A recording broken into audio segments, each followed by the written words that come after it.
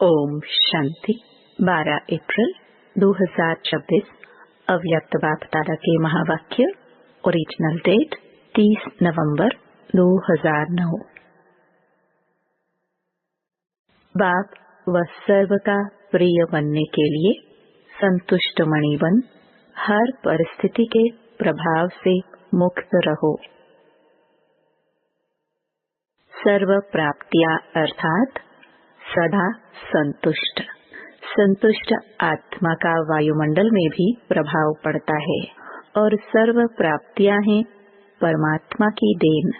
परमात्मा बाप द्वारा सर्व शक्तियां, सर्व गुण, सर्व खजाने प्राप्त की हुई आत्मा सदा संतुष्ट रहती है। संतुष्ट आत्मा की स्थिति सदा प्रगतिशील रहती है। परिस्थिति संतुष्ट आत्मा के ऊपर प्रभाव नहीं डाल सकती, क्योंकि जहाँ संतुष्टता है वहाँ सर्व शक्तियाँ, सर्व गुण स्वतः ही आते हैं। एक संतुष्टता अनेक गुणों को अपना लेती है। तो हर एक अपने से पूछे कि मैं सदा संतुष्ट आत्मा रहती हूँ।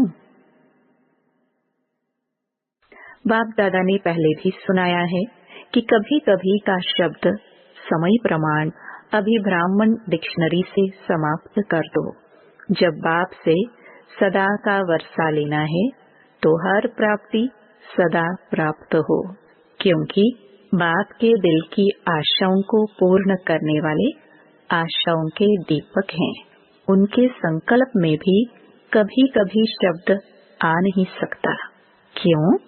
सदा बाप के साथ और बाप के साथी हैं, साथ रहने वाले भी और साथी बन विश्व परिवर्तन का कार्य करने वाले। वरदान से फल निकालने के लिए जैसे कोई भी बीज होता है, उसका फल निकालने के लिए उनको पानी और धूप चाहिए, तभी फल निकलता है।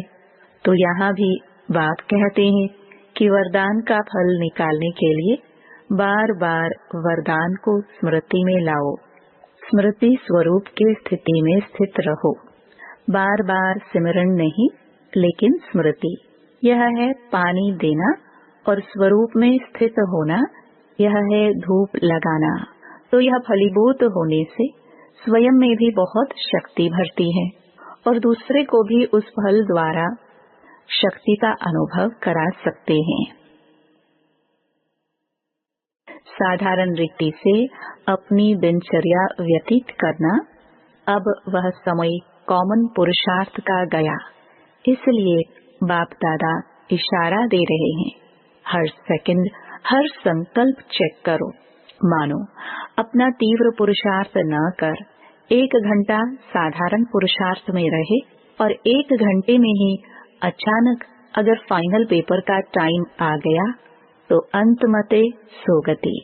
वह 1 घंटे का साधारण पुरुषार्थ कितना नुकसान कर देगा।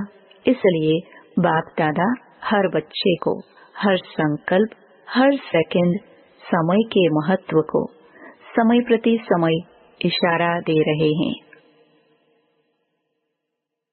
वरदान बाप के हाथ और साथ की स्मृति से मुश्किल को सहज बनाने वाले बेफिक्र व निश्चिंत भव।